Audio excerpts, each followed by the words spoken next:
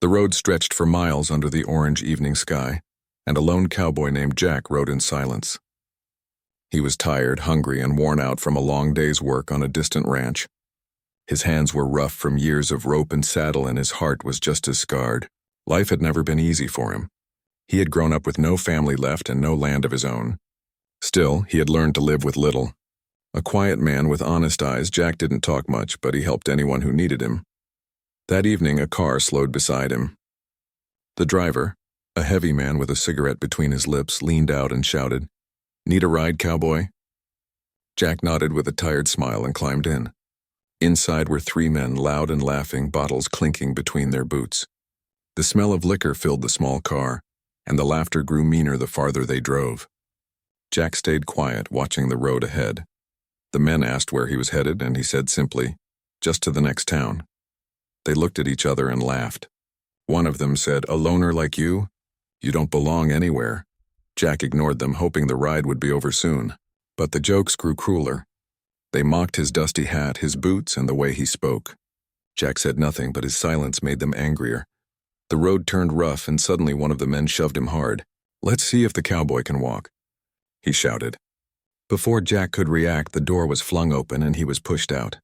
He hit the dirt hard as the car sped away, its taillights shrinking into the night. Pain shot through his ribs and legs. His head spun, but the stars above stayed sharp and cold. Dust filled his mouth as he tried to stand. The desert stretched endlessly around him, quiet except for the wind. He had no idea how far he was from the nearest town, but he started walking anyway. Each step hurt, but stopping meant dying there alone. Hours passed. The moon climbed high, silver and cold. Jack's vision blurred and his boots scraped the rocks. When he finally stumbled near a broken wooden fence, he collapsed to his knees. His breath came short. That was when he heard it, a faint sound, soft as a whisper. It was crying. He forced himself to crawl toward it, thinking maybe it was a lost child or an animal. But then he saw her, a young woman lying near an overturned wagon. Her clothes were torn and her face pale. A small lantern flickered beside her, almost out of oil. Jack froze, unsure if she was alive. Then her hand twitched and she moaned faintly. Jack's heart tightened. He forgot his own pain and moved to her side. "Miss, can you hear me?" he asked softly. She opened her eyes weakly, whispering for help. He didn't ask questions. He lifted her carefully in his arms. She was light but limp, and her skin was cold. He looked around. No horse, no wagon, no road nearby except the one he had come from. He had no choice but to walk. The nearest help was miles away, maybe half a day's journey. He adjusted her in his arms and started moving. The desert wind cut through his thin jacket, and the stars watched silently. He walked for hours, through dust and thorn bushes, his legs trembling with each step. The woman's head rested against his chest, and now and then she whispered something he couldn't understand. Jack kept whispering back, "You'll be fine. I've got you." When dawn came, his body ached all over and his boots were torn, but at last he saw the faint outline of his small cabin near the river. He pushed himself harder, every muscle burning. When he reached the door, his vision went black for a moment. But he didn't let her fall. He laid her gently on his bed before collapsing beside her. When he woke, sunlight streamed through the window. His head throbbed and his arms felt heavy. The girl was still asleep, breathing slowly. Jack pulled a blanket over her and went outside to fetch water from the river. He cleaned her wounds as best he could and gave her small sips when she stirred. For 2 days, she drifted in and out of sleep. Jack didn't leave her side. On the third morning, she opened her eyes fully. They were gray-blue like the morning sky after rain. She looked scared and confused. Jack spoke softly. "You're safe here, miss." "My name's Jack." She tried to speak, but her voice cracked. After some water, she whispered, "Lily." She told him she had been traveling with strangers who promised to take her to a job in another town.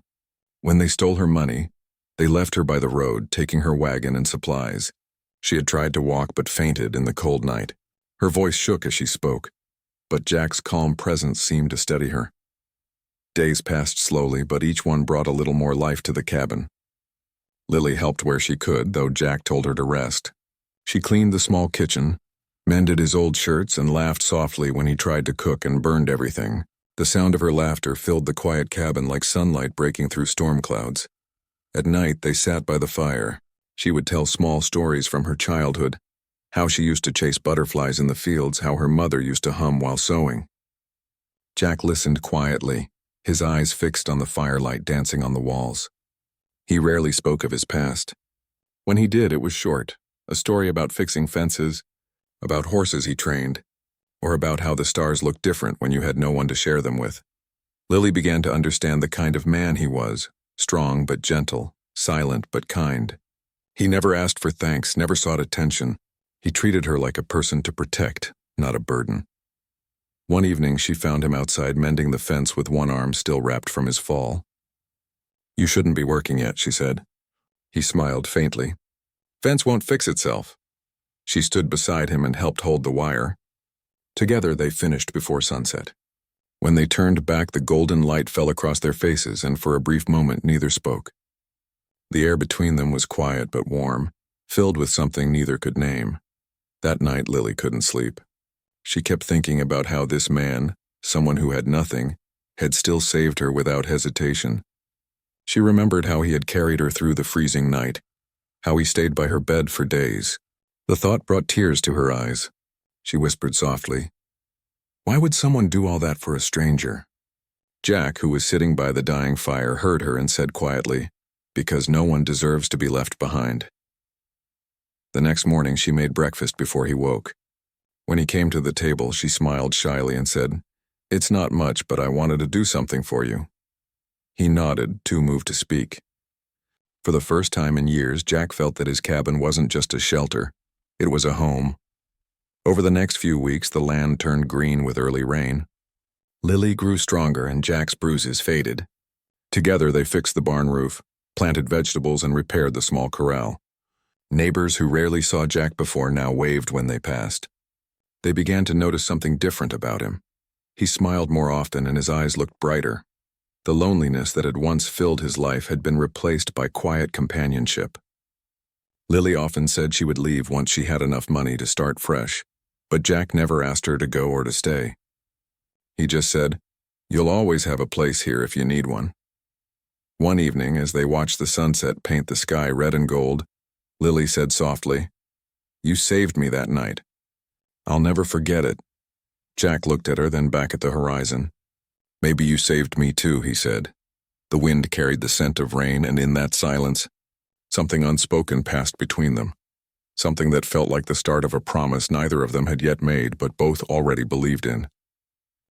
Time passed quietly on the small ranch by the river. The mornings were cool, the sky clear, and the smell of coffee drifted from the cabin window each day. Jack and Lily worked side by side, caring for the animals and the land. What had once been a lonely place now felt alive again. The laughter that had returned to the cabin never really left. Jack was still the same man, steady, quiet, and humble, but there was a softness in his eyes now, something that had not been there before.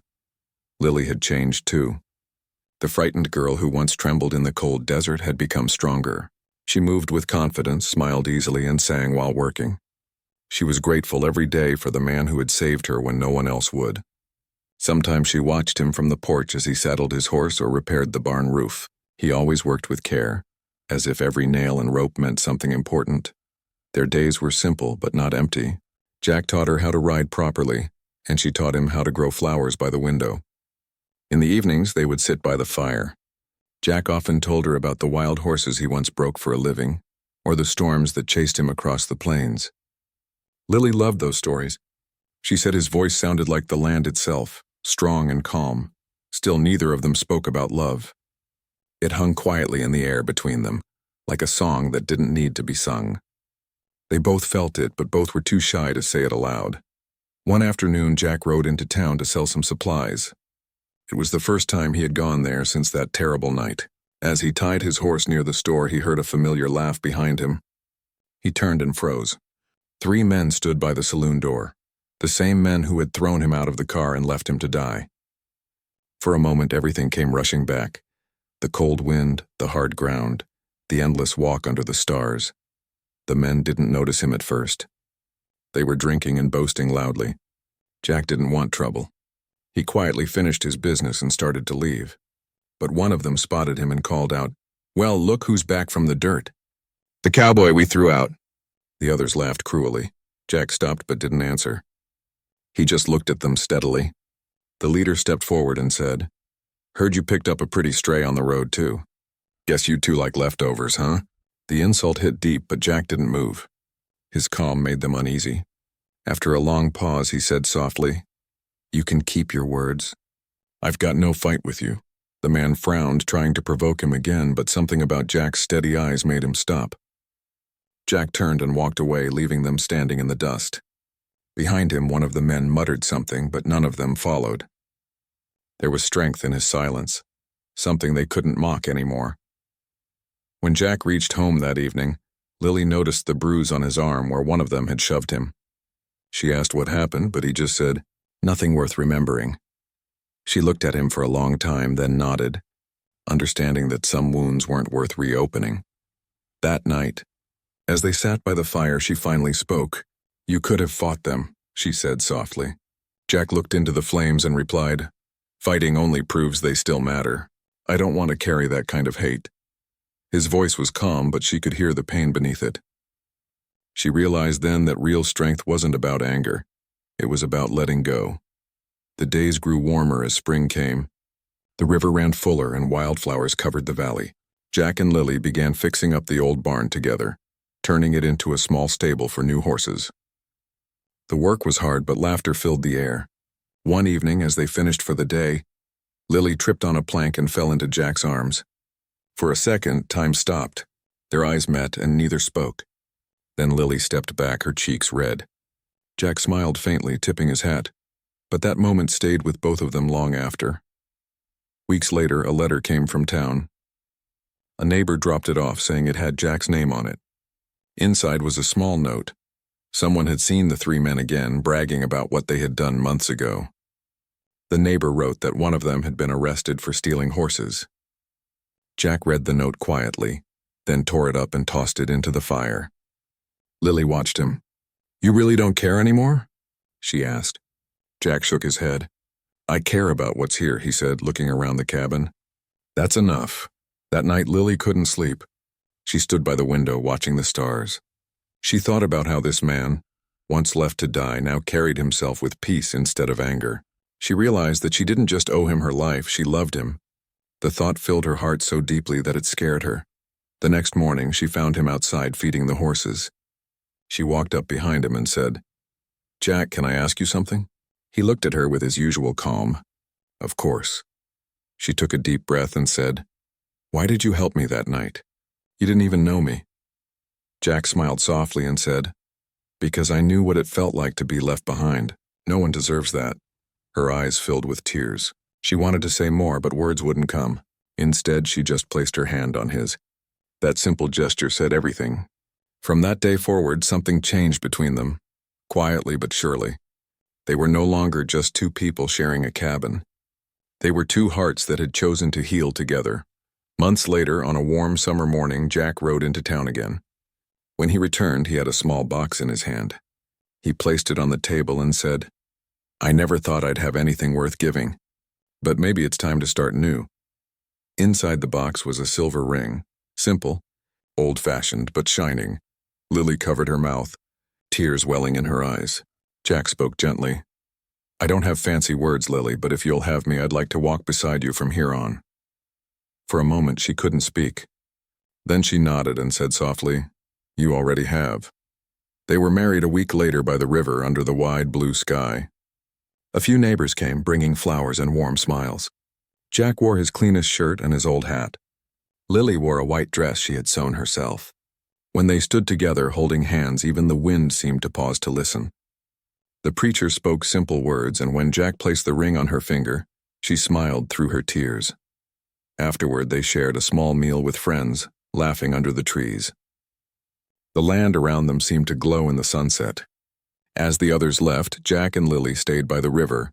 She leaned her head on his shoulder and said, "Do you ever think about that night?" He nodded slowly. "Sometimes. But when I do, I remember that it led me here. The years that followed were kind. Their small ranch grew, and so did their love. They faced storms, dry seasons, and hard work, but they faced it together. Jack still rose before dawn every morning, and Lily still sang as she worked. They never spoke much about the past. They didn't have to. The silence between them said everything. It was the kind that feels safe and full, not empty. People in the nearby towns often spoke of them. They called Jack the cowboy with the quiet smile, and Lily the girl who brought warmth back to his eyes. Together, they became a symbol of hope, proof that kindness could heal even the deepest scars. Many years later, when the sun set behind the same hills where they first met, Jack would often sit on the porch holding Lily's hand. The sky would turn gold and red, and the air would be filled with the sound of the river. Sometimes he would whisper softly, "Guess we both made it home after all." She would smile and reply, "Yes, we did." Their love story became one the valley never forgot. People would tell their children about the cowboy who was thrown out of a car and left to die, but who found something far greater than revenge, a reason to live, to forgive and to love again. And when the wind blew through the valley at dusk, it carried their story across the plains like a gentle song, reminding everyone who heard it that even the loneliest heart can find a home if it refuses to give up on kindness.